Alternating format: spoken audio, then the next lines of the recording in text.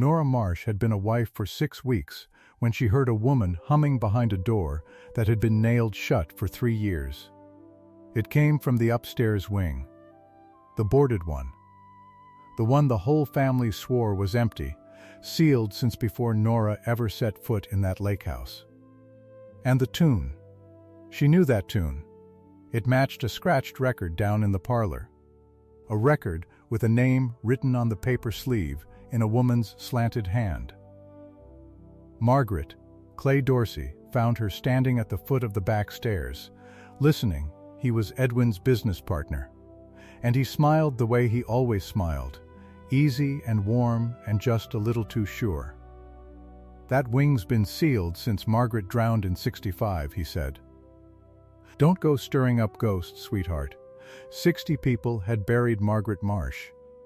60 mourners in black by the water. What none of them knew was that they had buried an empty casket. That night, something small slid out from under the nailed door and stopped against the toe of Nora's shoe. A woman's ring. A blue stone, folded inside a scrap of paper with 3 words written on it in a hand that shook. But I'll get to the words. Not yet. If you have ever felt a truth in your bones that everyone around you swore was impossible, this story is for you. I'm going to tell you all of it. Before I do, subscribe, because a lie like this one takes its time coming apart. And you'll want to be here when it does. And tell me in the comments, what town are you watching from? I want to see how far a story about the truth surviving 3 years in a locked room can travel. Say your town, then stay with me. Because it starts so quiet. It starts with the summer. Nora came to Loon Lake in June of 1968, married to a man she'd known for 1 year and loved for most of it. Edwin Marsh was a widower. Everyone said so gently, the way you'd hand someone a hot dish, careful of the edges. He ran the floor of the family lumber mill down in Brandt's Ferry, Wisconsin, a town so small the whole of it fit on one folded map. Marsh and Dorsey Millworks. His father had built it. His father's father had cut the first timber. Edwin had grief in him, the way some men have a limp, an old thing he'd learned to walk on without wincing much. Nora had married him plain and quiet at the county courthouse. No fuss. She was 31, and she'd been raised by people who believed the worst thing you could do was make trouble. Be useful. Be pleasant. Don't ask for more than you're offered. She wore that lesson like a good coat. It had kept her warm, and it had kept her small. The lake house sat back in the pines, white clapboard gone soft gray, a long screened porch facing the water. In the late afternoon the light came through the screen door and lay across the kitchen floor like something poured. There was a formica table with a chrome edge, a tube radio on the counter that hummed before it spoke, a rotary phone on the wall by the pantry, black and heavy as a stone. It was, Nora thought, the kind of house a person could be happy in for the rest of her life. The family took to her. That's the part I want you to hold on to. They were kind. Edwin's Aunt Vera came out on Sundays and taught Nora how the family liked their coffee, which was strong enough to stand a spoon in. The neighbors down the shore road waved from their boats, and Clay Dorsey, Edwin's partner, came and went from that house like a man who owned a share of it, which in a manner of speaking he did. Dorsey was 50, silver at the temples, a big easy laugh. He'd carried Edwin through the worst of it, everyone said. After Margaret drowned, it was Dorsey who kept the mill running, Dorsey who handled the papers, Dorsey who sat with Edwin on the porch through the long nights when a man can't tell the difference between being tired and being finished. I owe Clay more than the mill's worth, Edwin told her once. He held me up when I couldn't stand. Nora believed it. Why wouldn't she? She was new, and she was grateful, and gratitude has a way of standing between you and the plain facts of a thing. But there was a name the family talked around. You'd feel it in the room before you heard it, a small held breath, a change in the weather. Margaret, Edwin's first wife. She'd been the founder's daughter, the mill owner's girl, born to that lake and that house. When someone said her name, they said it the way you'd step around a wet spot on the floor. Careful, quick, then on to something else. Nora didn't push. Of course she didn't. A second wife learns fast that a first wife is a country she isn't allowed to enter. She kept her questions folded up small and put away. So the summer settled in. And it might have stayed settled, if not for the record. It was a wet afternoon in late June, rain coming sideways off the lake, and Nora was in the parlor going through a cabinet of old albums, thinking she might play something while she mended a hymn. Down at the back of the stack, behind the Sunday hymns and the dance band sides, was a plain paper sleeve, and on it, in blue ink, in a woman's slanted hand, a single word: Margaret. She slid the record out, set it on the player, lowered the needle. It was a lullaby, slow, old, a tune with no words that she could make out, just a woman's melody meant to send a child down into sleep. The record was scratched near to ruin, so the song came through the crackle like something calling from underwater. Nora stood there in the gray light and listened to a dead woman's favorite song, and she felt the hair rise along her arms, and she couldn't have told you why. Then she heard it, faint, above her. From the ceiling, from the sealed part of the house, another voice took up the very same tune. Not the record. A living voice, humming, soft, tired, real. It followed the melody a half-beat behind, the way you hum along to a song you've known your whole life. Nora lifted the needle. The record went silent. The humming from upstairs went silent too. She stood so still her own heartbeat felt loud. She told herself it was the pipes, the wind in the eaves, an old house talking to itself, the way old houses do. She told herself all the small, sensible things a person tells herself when the truth is too large to pick up. That evening at supper she tried to be casual about it. "Edwin," she said, passing the beans, the upstairs wing, the one that's closed off. "What's up there?" Edwin didn't look up from his plate right away. "Nothing," he said. "Storage. It got shut up after we lost Margaret. Some rooms you just close." He said it flat, the way you read something off a card. Then, because he was a decent man and he wanted her to feel at home, he softened and he told her a thing that stuck in her like a splinter she wouldn't find for days. "You know this house was always hers," he said. "Her father built it. Wedding present, the whole property. It's still in Margaret's name, if you can believe it. Never got changed over. Funny how these things sit. You mean to fix them, and then a year goes by, and then 3. He shrugged, and there was old pain in the shrug. "The lawyers say it doesn't matter much. It's just a house now. Just a house. In a dead woman's name." And then, offhand, reaching for the bread, he added the other thing. The mill was hers too, the biggest share of it. Old man Ellison left Margaret the controlling interest.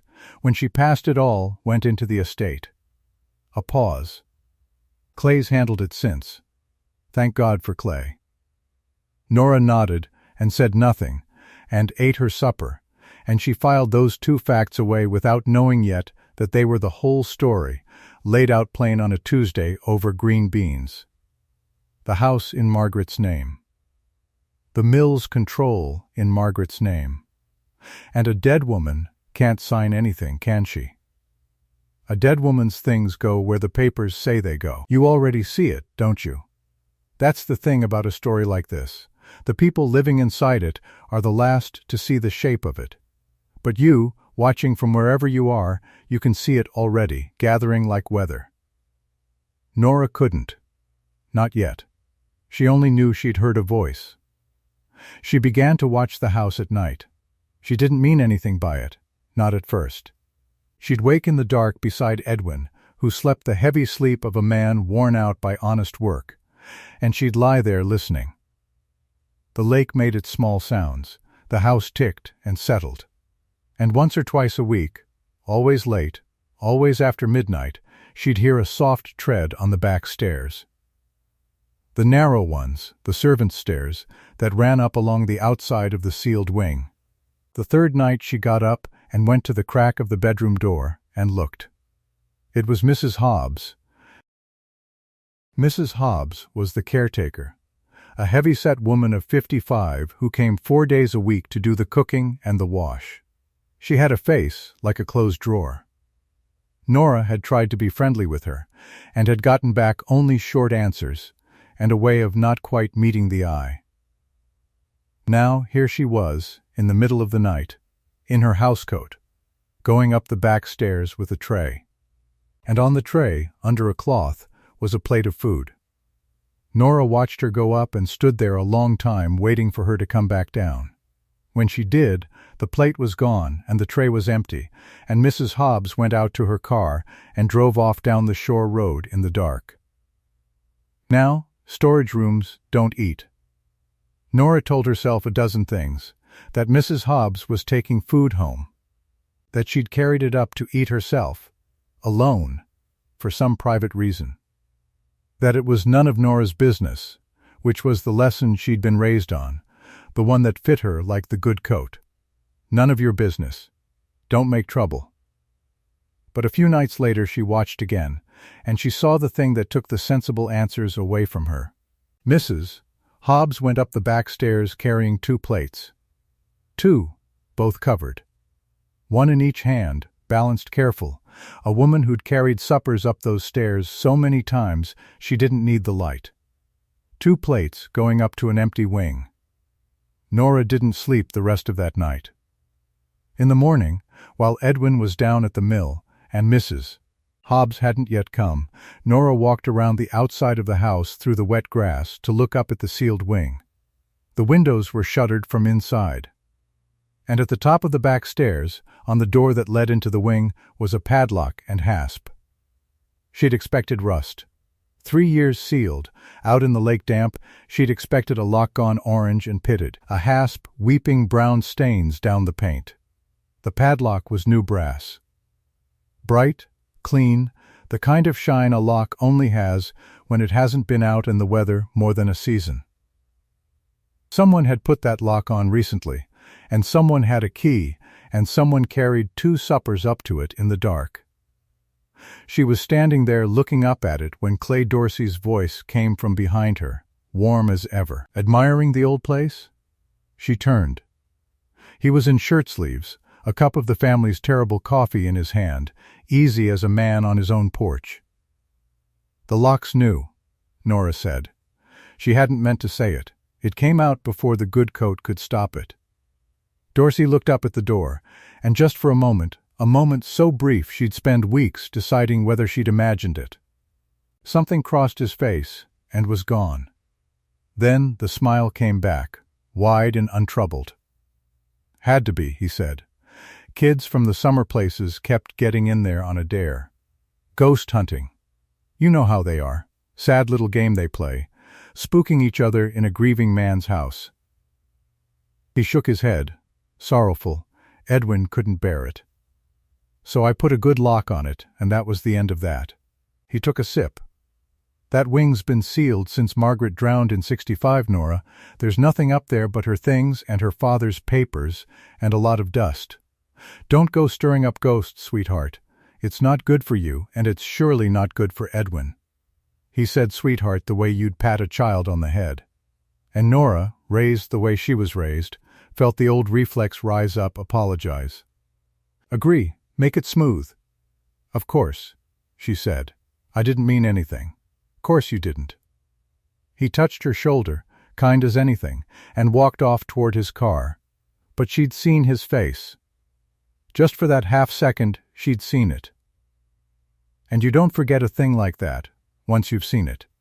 You can talk yourself out of the voice and the record and the 2 plates. You cannot talk yourself out of the look on a man's face when you name the thing he's hiding. She should have stopped there. She knew it. Every lesson she'd ever learned told her to let it lie.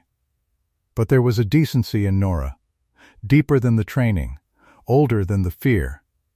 A plain refusal to look away from a person who might be suffering. And somewhere above her head, Someone was eating supper off a covered plate behind a bright new lock. So, a few nights later, at the family supper, she made the mistake that taught her to stop asking out loud. It was a full table. Edwin and Aunt Vera and 2 cousins up from Madison, and Clay Dorsey at the end where he always sat, carving, because he was that kind of guest, the kind who carves in another man's house. The talk was easy. The lamplight was warm. And Nora, who had been turning it over and over, chose that moment because she thought a full table was a safe place. She thought people were kinder in company. "I've been wondering," she said, into a lull, "about the upstairs wing. I keep hearing sounds up there at night, and I've seen Mrs. Hobbs carrying food up the back stairs. Is someone staying up there? Is someone being cared for?" The table went quiet in that particular way. Aunt Vera's fork stopped. Edwin's jaw tightened, and Clay Dorsey set down the carving knife, and he looked at Nora with an expression of such tender public pity that she felt it land on her like a wet cloth. "Oh, honey," he said, gentle, so everyone could hear how gentle he was. "Grief makes lonely wives imagine company. It does. I've seen it before." He let that sit. He let the whole table hear it. "You came into a house that's still full of a woman everybody loved, and you're out here by the lake with Edwin gone to the mill all day, and you hear the old place creaking, and your mind makes a companion out of the quiet. There's no shame in it. But there's nobody up there, sweetheart. There hasn't been for 3 years. He picked the knife back up. "Vera, you'll want the end cut, I know you will." And that was it. That was how he did it. He didn't argue with her. He didn't get angry. He simply, kindly, in front of everyone she was trying to belong to, turned her into a poor, lonely woman hearing things. A grieving man's confused second wife. And the awful genius of it was that it was gentle. Nobody could say he'd been cruel. He'd been so understanding. Nora looked down the table at her husband, at Edwin, and she waited for him to say something, to say, "She's not imagining it," or even, "Let's talk about it later," or even just, "That's enough." "Clay, anything." Edwin looked at his plate. And he let it stand. He let it stand. "I want you to sit with that, wherever you're watching from, because that's the moment the whole thing turned on. And it wasn't a lock or a lie. It was a good man looking down at his supper so he wouldn't have to look at his wife. Edwin Marsh had spent 3 years not looking too closely at how Margaret died, or how Clay came to hold all the papers. Because looking closely would have cost him the one thing he had left, the belief that his grief was clean, that nobody had done anything, that the lake had simply taken her and Clay had simply been kind. Nora didn't cry. I'll give her that. She sat up straight and she finished her supper with her chin level, and she passed the dishes, and she said good night to the cousins. She was dignified in the way that costs a person everything to be, and the table, which had liked her, went soft and pitying toward her all at once, the way a room turns on the one who's been made to look foolish. She stopped asking out loud. Dorsey had won that. She would never again say a word about the wing at that table, or any other. But she'd stopped asking out loud. She had not stopped. That night, she couldn't sleep. She sat in the dark parlor a long while, and near 2 a.m, she went and stood at the bottom of the back stairs, in the cold, in her nightgown, and she looked up at the locked door she couldn't see, and she whispered, so low it was barely sound, "Are you there?" Nothing. She waited. The lake breathed. The house ticked. She turned to go back to bed, half glad there'd been no answer, half broken by it. And that's when it came. A small scraping sound from the top of the stairs. Something being worked under the door, pushed through the gap where the wood had warped away from the sill.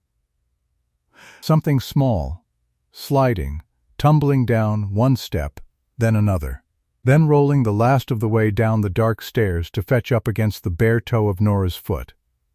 She bent and picked it up. It was a ring, a woman's ring, the metal warm as if it had been held a long time before it was let go. A blue stone, a sapphire, she'd learn later, old and deep and real.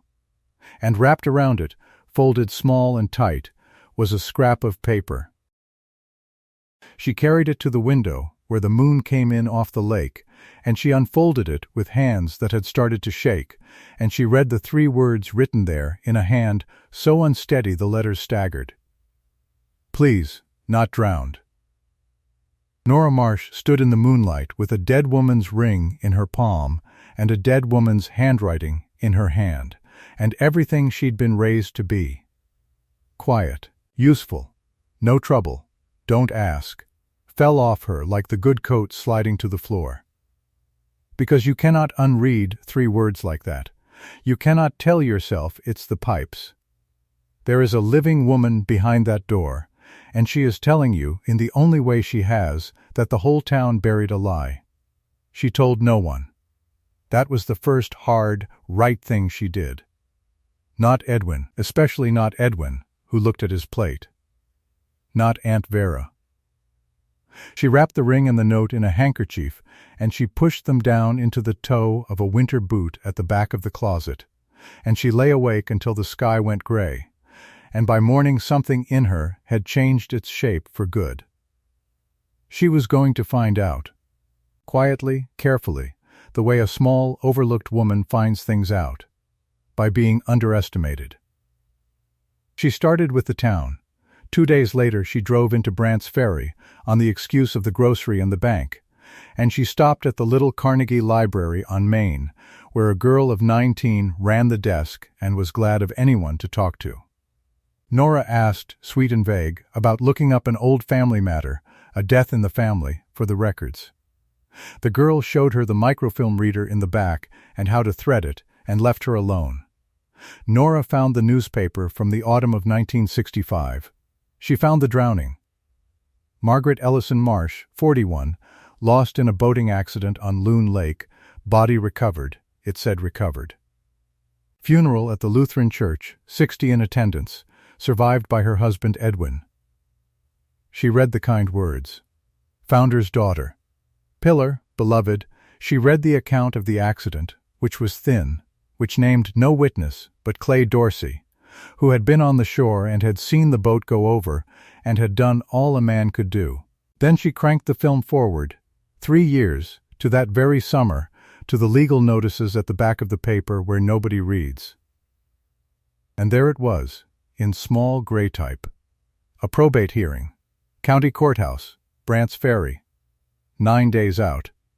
A petition to certify the death of Margaret Ellison Marsh, missing and presumed, and to settle her estate, including her controlling interest in Marsh and Dorsey Millworks, valued at $580,000, and to confirm the appointment of the executor named in her will. The executor. Clay Dorsey.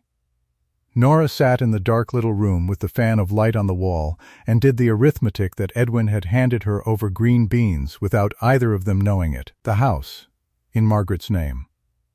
The mill's control, in Margaret's name. A living woman locked in the wing of her own house, and in 9 days a judge was going to sign a paper declaring that woman dead, and hand her $500,000 share and the whole future of the mill to the man who carved the roast at another man's table. She still didn't have the word for it. Fraud, she didn't think it yet. She was a decent person, and decent people are slow to imagine a thing that ugly. But you have the word, don't you? You've had it since the beans. You've been sitting there wanting to reach into the story and shake her and say his name. That's the ache of watching a thing like this. You see the trap hole, and the person you love is still learning it, has teeth. What Nora had instead of the word was a date. 9 days. A clock she could feel now, ticking under everything, under the lake sounds and the porch light and Edwin's heavy sleep. 9 days until they made the lie official. 9 days to prove a dead woman was alive. She drove home with the groceries and put the milk away and made supper and said nothing. Over the next week she gathered what she could. Small things, a woman's things, gathered quietly. She went back through the house on the days Mrs. Hobbs wasn't there, gentle as a thief, and she began to find the tracks a living person leaves. In the parlor bookcase, tucked between two others, a library book, Brandt's Ferry Public Library, the card in the pocket. And stamped on the card, the date it was due back. 6 weeks after the funeral. A book, borrowed and never returned, its due date a month and a half after Margaret Marsh was supposedly in the ground. Nora opened the cover, and there on the flyleaf, where the borrower had written a note to herself in pencil, a page number, a reminder, was the same slanted hand from the record sleeve. Margaret, reading a library book 6 weeks after her own funeral. And in the kitchen, in the drawer where Mrs. Hobbs kept her lists, wedged at the back, a grocery list in the caretaker's blunt print. Nora almost passed it over. Then she read it down. Eggs, bread, broth, the soft foods you feed someone who can't eat much. And at the bottom, underlined, pick up Mrs. M, prescription, heart. Mrs. M. Heart. A dead woman does not take heart medicine. A dead woman does not read library books or need her broth. Somewhere up those back stairs was a living woman with a failing heart, kept on soft food and pills, humming her own lullaby to herself in the dark, sliding her mother's ring under a warped door to a stranger, because a stranger was the only one who'd stop to listen. That was the moment Nora stopped gathering and started deciding. She had the record, the humming, the 2 plates, the bright new lock, the ring, the 3 words, the 9-day clock, the library book, the prescription. She had, if you laid it all in a row, everything but the one thing that mattered. She had not yet seen her. And a judge, in a matter of days now, was going to sign a woman out of existence. Nora chose the night carefully. Edwin had told her at supper that he and Dorsey were driving up to Rhinelander in the morning to see about a timber contract. An early start. A long day. Gone before dawn. Mrs. Hobbs didn't come on Thursdays. The house, for once, would be empty but for whoever was behind that door. She waited until Edwin's breathing went deep and even. She slipped out of bed in her housecoat. In the kitchen she took the flashlight from the pantry shelf and, from Edwin's toolbox by the back door, a flat pry bar, cold and heavy in her hand. Her heart was going so hard she could hear it. She thought about the good coat, about all the years of don't make trouble, and she set the thought down on the kitchen table and left it there. She went up the back stairs. At the top, the door, the boards nailed across it, gone gray, the nail heads weeping their small rust stains. And in the middle of it all, bright and wrong, the new brass lock. She started with the boards. She worked the flat end of the bar under the first one, near the bottom, and leaned, slow, careful, muffling the pull with her body so the shriek of the nails came out as a long, low groan instead of a crack. One board. She set it down without a sound. The second. The third.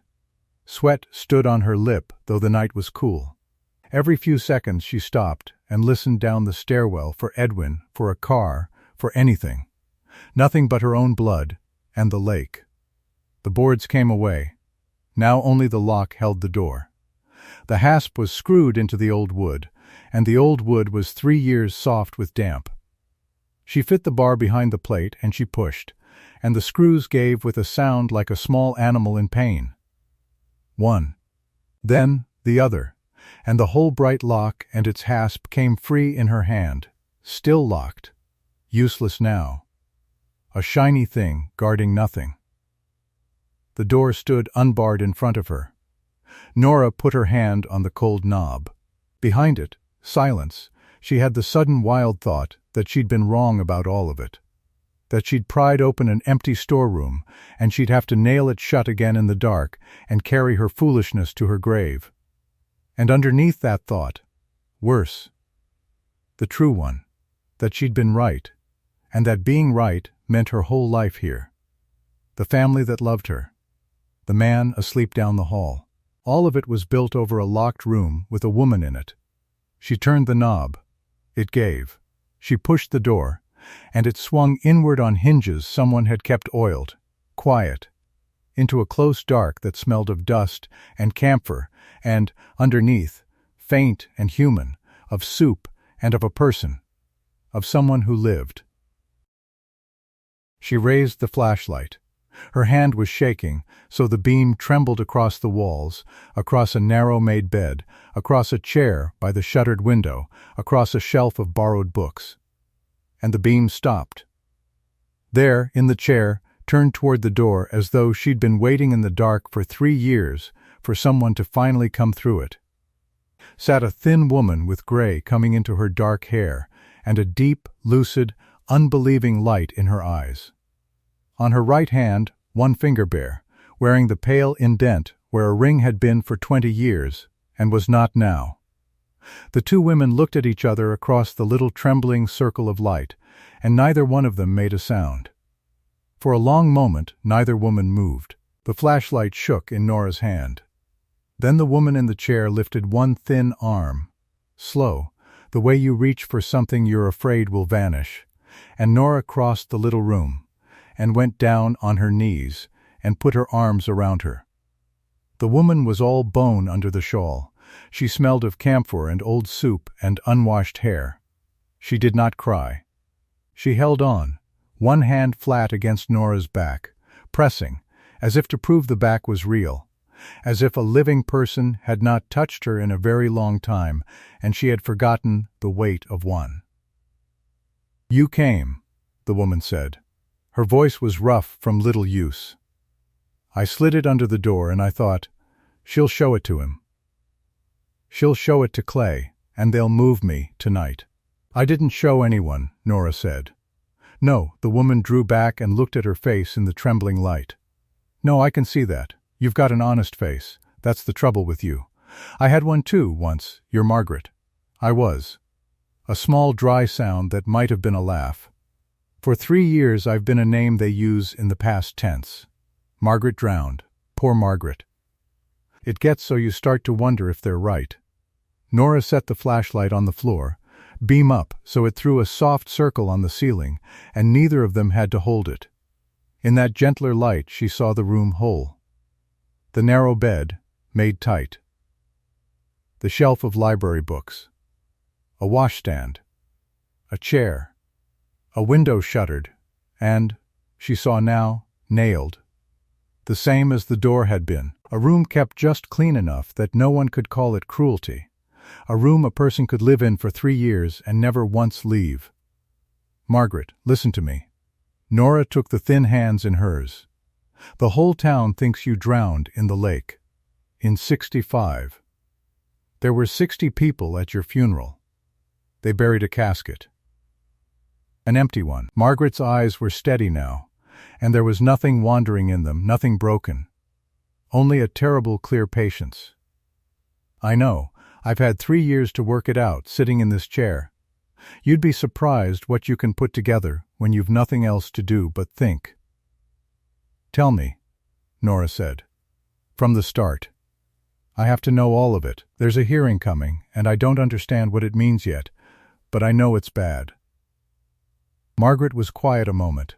From down the long dark hall, the house ticked and settled the way old houses do. Somewhere below, the furnace kicked on. Margaret waited for it, listening, the way a woman listens who has learned every sound the house makes at night. Because sounds are the only news she gets. "My father built this house," she said at last. "He built the mill too. Marsh and Dorsey, that was later. In the beginning it was just Ellison lumber, and it was his, all of it. When he died, it came to me. The house, the land, and the controlling share of the company.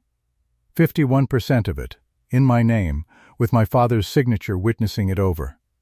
51%, Nora said softly. She thought of the library, the estate notice, the figure printed there. $580,000. A controlling interest, Margaret said. It means nothing gets decided at that mill that I don't allow. Not a sale, not a merger, not a dollar moved. My father said it that way on purpose. He didn't trust Clay Dorsey, and he wanted his daughter to hold the reins even after he was gone. She turned her bare hand over in the light, the pale groove, where a ring had been for 20 years. Clay never forgave him that. Or me for having it. So what did he do? He waited, Margaret said. That's the thing about Clay you have to understand. He is a patient man. He smiles, and he waits. My father died in the spring of '65. By that summer, Clay had a plan. There was a picnic, out at the lake. Edwin was up at the mill. It was just family, the way it always was in June. She stopped. Her jaw worked. Clay brought lemonade in a jug. I remember it tasted wrong. Too sweet, a chemical sweet under the sugar. I remember thinking I ought to say something.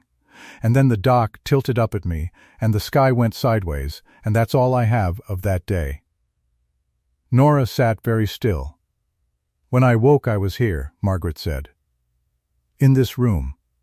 The window already boarded. And Clay sitting in that chair. My chair, telling me in his easy voice that Margaret Marsh had drowned that afternoon, that the whole county was already grieving her, and that a dead woman signs whatever papers are put in front of her or she stays dead a great deal less comfortably than this. My God, Nora whispered. He didn't kill me. Margaret's voice went flat and clear, and Nora would remember the way she said it for the rest of her life. He just told everyone I was gone. And everyone found that easier to believe. The furnace shut off below. In the new silence, Nora could hear both of them breathing. There's a will, Nora said. You said in the note. No, you didn't. But there has to be, if everything's in your name. There is a will. Margaret leaned forward, and now something lit in her that hadn't been there before. An urgency that made her look 10 years younger and twice as dangerous. A true one. My father's lawyer drew it with me.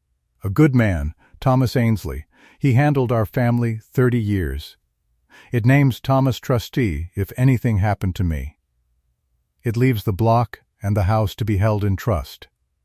Honest, out of Clay's reach forever. And it names the token. The token. My mother's ring. Margaret held up the bare finger. A sapphire, blue as the lake in July. My mother wore it, and I wore it after her, and the will describes its stone and setting, and says the woman who holds that ring holds the trust. It's how Thomas would know the heir was real, and not some paper Clay cooked up. Clay knew about the will. He couldn't find it. He tore this house apart looking. The first year, I heard him doing it below me, room by room. She almost smiled. He never found it. And he never will.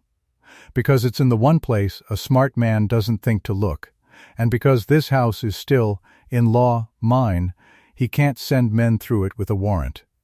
It's the last thing I own. My own tomb, and my own safe. Where? Nora said.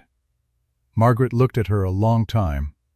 3 years of trusting no one sat in that look, and the cost of finally letting go of it. The hearth, she said. The big stone hearth in the front parlor, the one my father laid himself. Second stone up from the floor, left of the andiron. It sits loose. It's always sat loose. Behind it there's a tin. And in the tin there's the will, and the ring I got Clay's man to slide back to me the day they took it off my hand, the one I gave you tonight. Her voice caught. That ring is the whole case, child. Without it Thomas has a piece of paper. With it, walked in on the finger of a living woman, in front of the same people who buried her, Clay's whole 3 years falls down. Nora sat back on her heels. Her mind was moving fast now, faster than her fear, and that was a mercy. 9 days. No. Fewer, now. The hearing was set to declare Margaret dead and hand the block to the estate, and the executor of that estate was Clay Dorsey, and the whole thing had been machinery grinding toward this exact winter, and she had walked into the middle of it 6 weeks ago in a borrowed wedding dress. Knowing nothing. "Does Edwin know?" she asked. It was the question she'd been afraid to ask. "Does my husband know you're up here?" "No." Margaret said it without hesitation, and Nora let out a breath she hadn't known she was holding. "Edwin never knew. That's Edwin's whole life, not knowing. He grieved me honestly. He's a decent enough man who has never once in his life looked hard at a thing he didn't want to see, and Clay built the whole lie on that. Clay handled the papers. Edwin runs the floor. He signs where Clay points, and he sleeps at night." "No." She shook her head slowly. "Your husband didn't lock me up here. He just never wondered too long about the empty casket. There's a kind of man does more damage by looking away than a wicked one does by looking straight at you." Nora thought of Edwin's face at supper, the way he'd let Dorsey's soft cruelty stand, the way he'd said, later, "In the dark, don't make trouble, Nora, we've been through so much." She had thought that was love asking. Now she understood it was fear, worn smooth until it looked like peace. "I have to go," she said. "Before it's light. Mrs. Hobbs comes early. She won't tell." Margaret's hand tightened on hers. "Hobbs, she's not a good woman, but she's not all bad either. She's been carrying my heart pills up these stairs 3 years and hating herself the whole time. I've watched it eat her. If it ever comes to it, I think she'd rather be shut of the guilt than shut of the money. But don't test it yet." "Not yet." Nora nodded. She got the boards. She would have to set the door back, fit the pride plate against the frame so a careless eye in daylight would see a locked room still locked. She worked in the near dark, quiet, and Margaret watched her from the chair, and when Nora had it nearly closed, Margaret spoke once more through the narrowing gap. "You'll come back," she said. It was not quite a question. "Every night I can," Nora said. "Till I get you out of here, in front of God and everyone." She went down the stairs on the sides of her feet, where they didn't creak, the flashlight dark in her hand, and she was back under the quilt beside her sleeping husband before the first gray showed at the window. Edwin didn't stir. She lay looking at the ceiling, at the dark square where the wing was, and she did not sleep. At all. The next days were the hardest acting of her life. She poured Edwin's coffee. She thanked Mrs. Hobbs for the pot roast. She sat across the table from Clay Dorsey on the Thursday he came for supper, and she smiled at his stories and passed the bread when he asked, and felt, the whole time, the sapphire ring where she'd hidden it, deep in the toe of her winter boot in the closet. The way a person feels a coal held in the mouth. Dorsey watched her more than he used to. She was sure of it.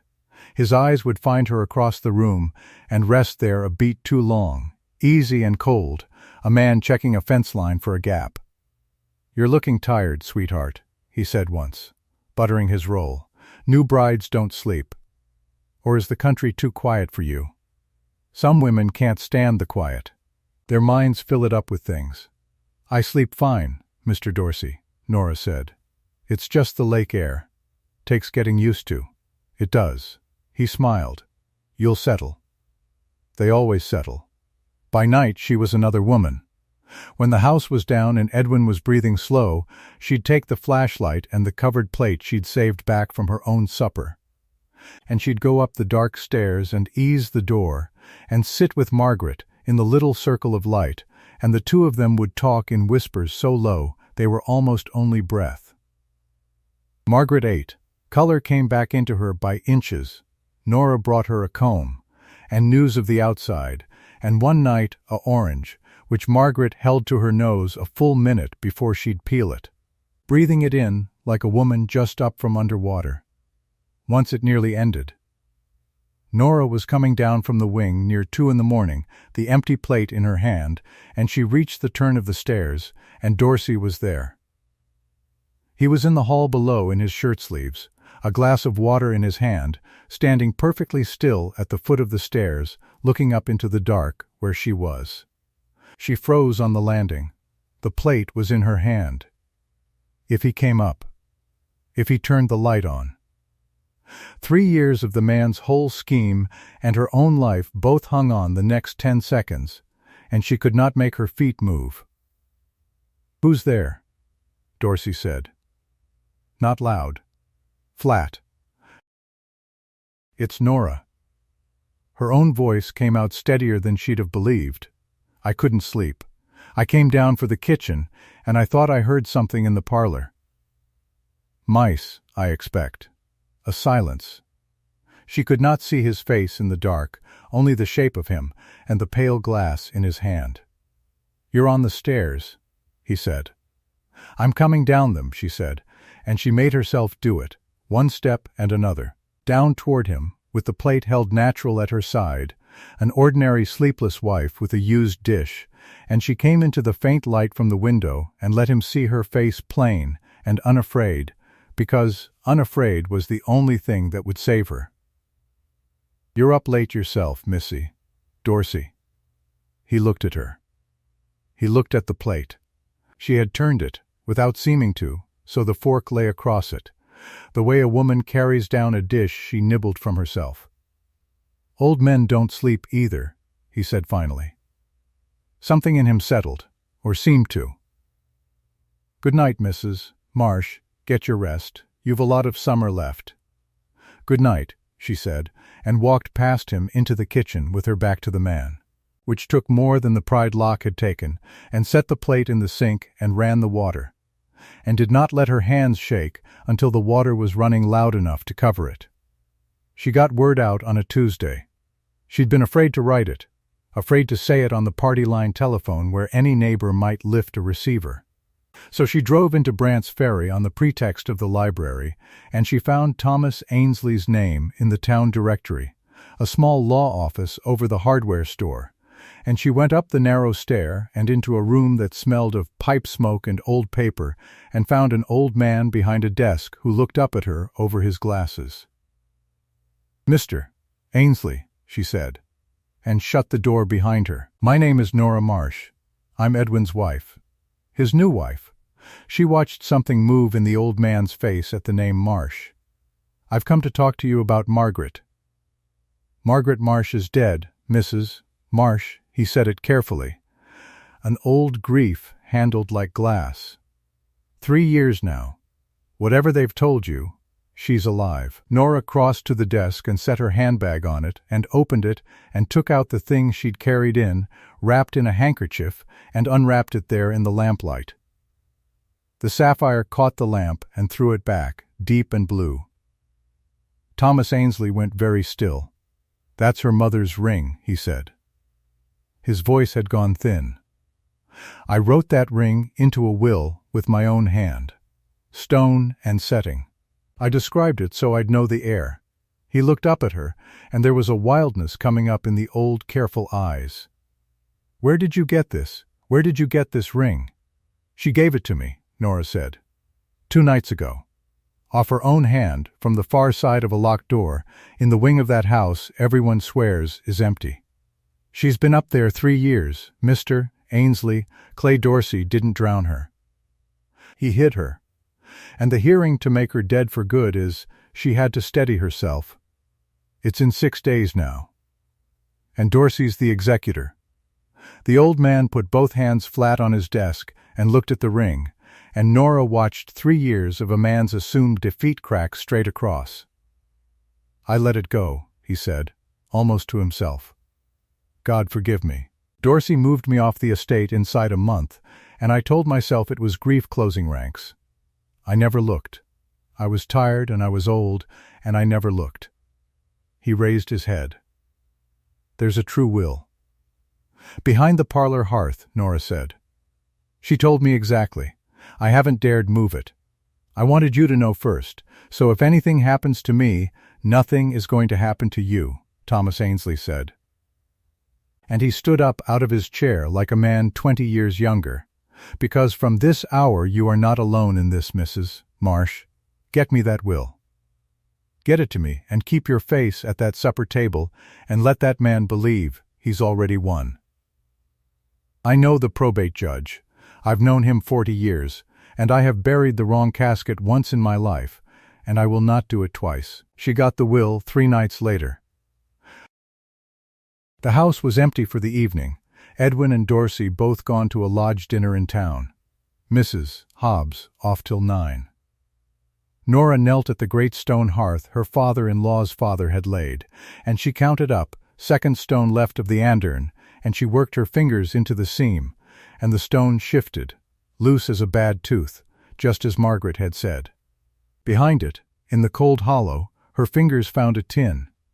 Inside the tin, wrapped in oilcloth, was a folded document gone soft at the creases, and across the top in a lawyer's careful hand, the words she'd been praying for. Last will and testament of Margaret Ellison Marsh. She had it against her chest when the kitchen door opened. She froze on her knees at the hearth. Footsteps, the particular heavy tread of Mrs. Hobbs, home early. Nora slid the stone back with her heel and stood and turned with the will held behind her, and Mrs. Hobbs came into the parlor doorway with her coat still on and stopped. For a moment the two women only looked at each other. Mrs. Hobbs's eyes went to the hearth, then to Nora's face, then to the arm Nora held behind her back. The caretaker's face was gray and tired and 55 years old, and Nora saw on it, plain as print, that the woman knew exactly what was behind that back, and had known for 3 years what was up those stairs, and had carried the plates and the heart pills, and hated every step. "I came back for my glasses, Mrs. Hobbs said." Her voice was strange. "Left them on the sill." "All right," Nora said. The old woman's eyes filled and did not spill. "You want to be careful on those stairs at night," she said. "They creak on the 3rd one down. A body could hear you. A body could." She got her glasses off the windowsill. She stood a moment with them in her hand. Then she said, very low, not looking at Nora, "She likes her tea weak, in case it's you doing it now. She never could stand it strong." And she went out and pulled the kitchen door shut behind her and said nothing to anyone. Nora stood alone in the parlor with the will against her heart and understood that the 3rd person who knew had just chosen her side. Dorsey moved 4 days before the hearing. Nora felt it turn the moment he came in that evening. He was too smooth, too easy, and he had papers in his coat he kept touching. At supper he laid his hand on Edwin's arm and said, in the gentle way he saved for the worst things, that he'd been thinking. About the practical side, that with the estate matter finally closing at the courthouse Thursday, it was time the family stopped keeping the poor invalid relation shut up in that back wing. Here Nora's blood went cold, because she understood the wing had a public story too. Some feeble old aunt, some cover, and that he'd arranged a lovely private rest home upstate, Wednesday night, a car and a nurse, all seen to kinder for everyone. "Wednesday," Edwin said. "That's quick. Clay no sense dragging it," Dorsey said, and smiled, and buttered his bread. "Hobbs'll have the room packed by dark." Nora sat with her hands in her lap and made her face do nothing. Wednesday night, the night before the hearing. He meant to have Margaret 100 miles gone, wiped off the map into some private ward under some paid-for name, before the judge ever gave the word that made her dead. If Margaret was declared dead on Thursday, and there was no Margaret to be found, the ring and the will and all of it would be a wife's mad story, and a forged codicil would be law, and Clay Dorsey would own the mill outright, and the woman upstairs would spend her remaining life drugged quiet in a room even smaller than this one. She had to get her out Wednesday night. Before the car, she got word to Ainsley by the library girl, a folded note, 2 words underlined. Wednesday, now. Wednesday came gray and low, with a smell of the first real cold. All that long day the house filled up with a terrible, ordinary bustle. Mrs. Hobbs went up and down the stairs with a valise. Edwin, uneasy, kept to his study. Dorsey did not come until dusk, and when he came he brought a man with him, a big soft-spoken man in a chauffeur's coat who was not a chauffeur, and they sat in the parlor and waited for full dark and the nurse's car. At 8, Mrs. Hobbs came down the stairs with the valise packed and set it by the door. She caught Nora's eye once across the hall. And then, walking back toward the kitchen, she stumbled at the parlor doorway and went down hard against the little table, and the lamp went over, and the bulb burst, and the room dropped into dark, and she cried out that she'd turned her ankle. Oh, her ankle. And could someone help an old woman up? And in the dark and the fuss and the scrape of Dorsey's chair, Nora was already going up the stairs 2 at a time. She had the boards off in 10 seconds. She'd loosened them the night before against just this. Margaret was on her feet, dressed, waiting, 3 years of readiness in her face. They went down the back stair, the 2 of them, quiet as smoke, while below in the front hall Mrs. Hobbs made a great slow business of her ankle and dropped the valise twice, and could not for the life of her find the fuse box. Ainsley's car was at the foot of the drive with its lights off. Nora put Margaret into the back of it and got in beside her, and the old lawyer pulled out onto the lake road without lights until they were past the gate. Behind them the house blazed up suddenly with light. Someone had found the fuse, and they heard, thin across the water, a man's voice raised, no longer easy at all. "Drive," said Margaret, sitting up straight in the dark of the back seat, her face turned forward, alive. "Thomas, drive." The courthouse at Brandt's Ferry was a square brick building with a flag out front, and by 10 the next morning it was full. The hearing to declare Margaret Ellison Marsh legally dead had drawn the town the way such things do. There were faces in that gallery, Nora saw from the little side room where they waited, that had been at the funeral. The same neighbors. The same churchwomen. 60 had buried her, and a good many of them had come to see the last legal word said over her. Poor Margaret, drowned in the lake. Clay Dorsey came in at 10 sharp, unhurried, certain, a leather folio under his arm. He had spent the night hunting an empty back seat and a vanished invalid, and if it had shaken him he did not show it, he had decided, Nora saw. To walk in and get his order and worry about the wife's nonsense later, from a position of law. He set his folio on the table.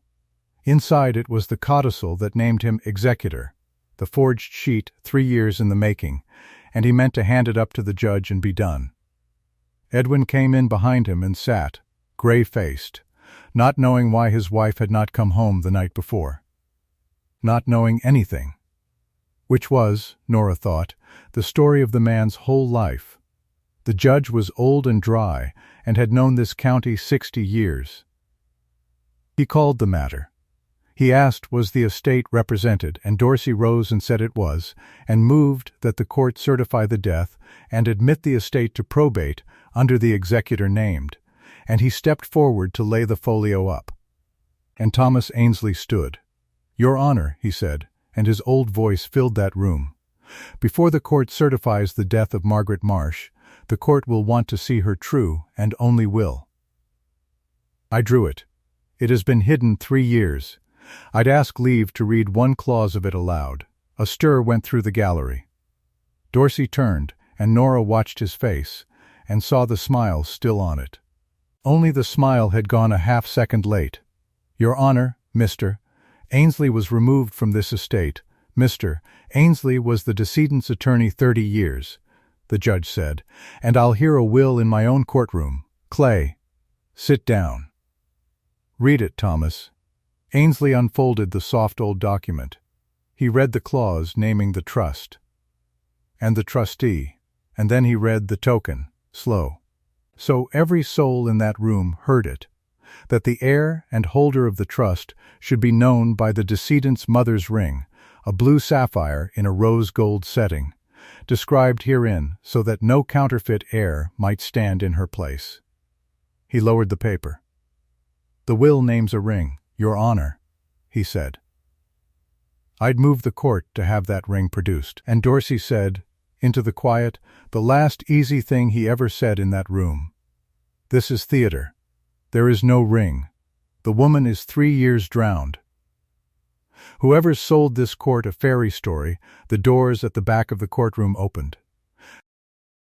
Nora walked in first, and on her arm, thin, gray-haired, upright in a plain blue dress, walked a woman a great many people in that gallery had wept over and buried and spoken of in the past tense for 3 years, and on the third finger of her right hand, catching the courthouse light, was the sapphire ring. The sound the gallery made was not a scream and not a gasp. It was lower than that, and worse, the sound 60 people make when the ground they've stood on 3 years opens under them at once. A churchwoman half rose. Somebody said Margaret's name out loud, the way you'd say it to a ghost. The same faces that had buried her turned as one, and Nora, walking Margaret down that aisle through the middle of them, felt the whole misjudgment of 3 years break over her head and did not once look down. Margaret walked to the front and stopped and looked at the old judge. "Good morning, Harold," she said. "I'm not dead. I'm sorry to inconvenience the docket." The judge had gone white as his collar. He was an old man, and he had known her father, and he took a moment, and then he did his work, because that is what qualified men do. He had the ring brought up.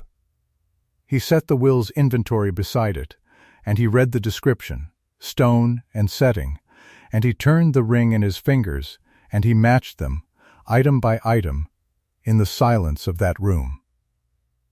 He asked Margaret 3 questions only a living Margaret could answer. About her father, about the house, about the year the mill burned its first kiln, and she answered all 3 plain. Then he set the ring down and looked at the leather folio still in Clay Dorsey's hand. "The codicil, Clay," the judge said. "Bring it up." Dorsey did not move. The smile was gone from his face entirely now. He stood with the folio in his hand and the whole architecture of 3 years going out from under him. And Nora watched a man learn, all at once, in front of the very people he'd fooled, that patience had run out on him. "That document," Ainsley said quietly, "is a forgery, Your Honor, and I'll swear to the hand it apes, and I believe the county will want to ask Mr. Dorsey how a woman signs an estate over from the bottom of Loon Lake." "I'd like that folio, Clay," the judge said again, and this time the bailiff was moving, and Dorsey's hand had gone slack, and the papers slid half out of it, and his one dry answer, "This is my mill," was answered not by the judge at all, but by the bailiff's hand closing on his arm. Nora looked at her husband then. Edwin was on his feet. He was staring at Margaret across the courtroom, the way a man stares at his own life told back to him wrong. There was no guilt of the deep kind in his face, because he had done nothing but look away, and that was the whole terrible point of him. She watched him understand, slow, what his comfort had cost, what the not looking had bought, and who had paid for it. He did not weep or shout. He only sat back down, all at once, like a man whose legs had quit, and he put one hand over his mouth, and he looked at the first wife he had grieved honestly for 3 years, and never once gone looking for. And he could not say a word. It was not the face of a villain, it was worse, in its way. It was the face of a decent man, seeing the size of what decent and looking away can do. They put Mrs. Hobbs on the stand in the afternoon. She came up heavy and gray, and she took the oath, and she told it. All 3 years of it. The plates carried up. The pills, the boarded window, the money in an envelope the first of every month, and the way she'd stopped being able to spend it. She did not spare herself. When Dorsey's lawyer tried to shake her, she looked straight at the old woman in the blue dress and said, "I know what I did. I carried her supper up 3 years, and told myself it was only supper. I'll answer for it. But she'll not go back up those stairs, and that's the one thing in this I'm not sorry for." And her turning, 3 years in the coming, was done. By evening it was finished, the lawful way, with no blow struck. Clay Dorsey was taken into custody on charges of fraud and false imprisonment and the forging of an estate. The forged codicil was struck. The court restored to Margaret Ellison Marsh her name among the living, and her house, and the 51% controlling block of the mill, to be held henceforth in the true trust her father's will had made, with Thomas Ainsley to see it honored. The mill would run, the town's work was safe, and a woman the county had buried walked out the courthouse door into the afternoon on her own 2 feet.